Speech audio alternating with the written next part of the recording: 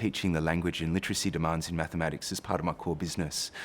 Without it, all we're doing is teaching the algebraic symbols with no connection to real life examples and no connection to the visuals that the students are being exposed to on a daily basis. I've been working really closely with a group of Year 12 EAL students in my further maths class to model the language that's expected in school assessed coursework.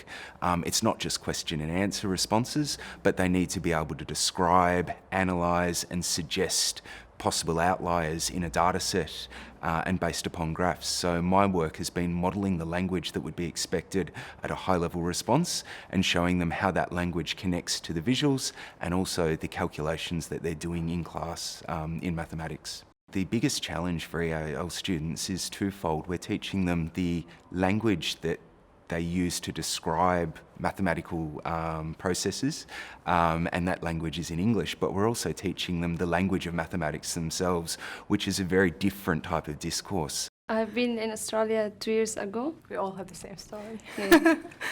I was worried to choose the further maths because they say to me like it's required a lot of English rather than math. So I found like math method easier because you do it algebraically without reading maybe the question because they all the same type of question. I think the hardest thing is reading the question carefully because sometimes like a small word can make difference in the questions. I have my experience I did the SAC last week.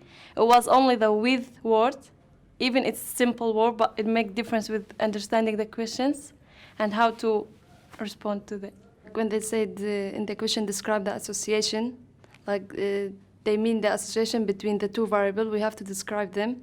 And is it like positive association or negative, or there is no association between them? We're learning what does the words mean in the math, like describe.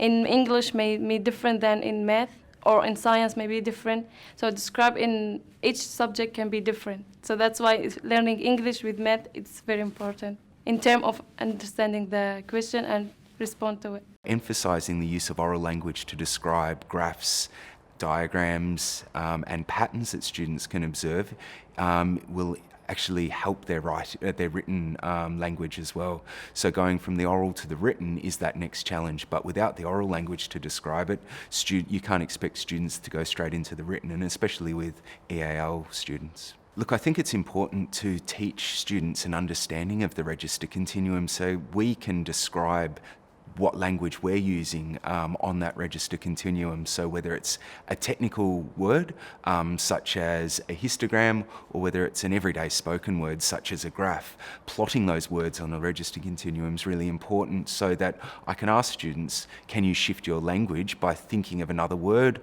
or actually explicitly teaching them where this word might fit on a register continuum.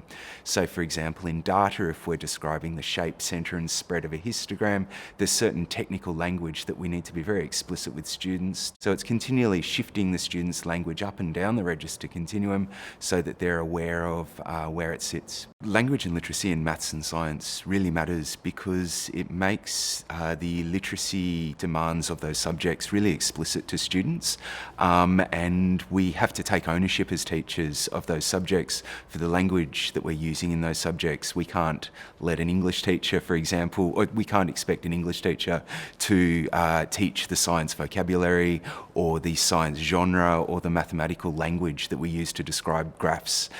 So it's given me an insight into the language that we have to use and model with students in order to see them grow with their use of those with that language. My proudest moment has been seeing the lift in our further maths results over the past 3 years, and I think in part it's got to do with the way that we're modelling the use of language so that the students can document high-level responses on exams and also in school assessed coursework.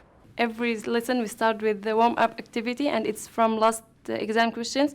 So that's help us to learn the questions, the type of question for the exam. Yeah, so we get used to it. We practice a lot on it. As a EL student. I think by practicing you're gonna be okay with it. We should practice more and more.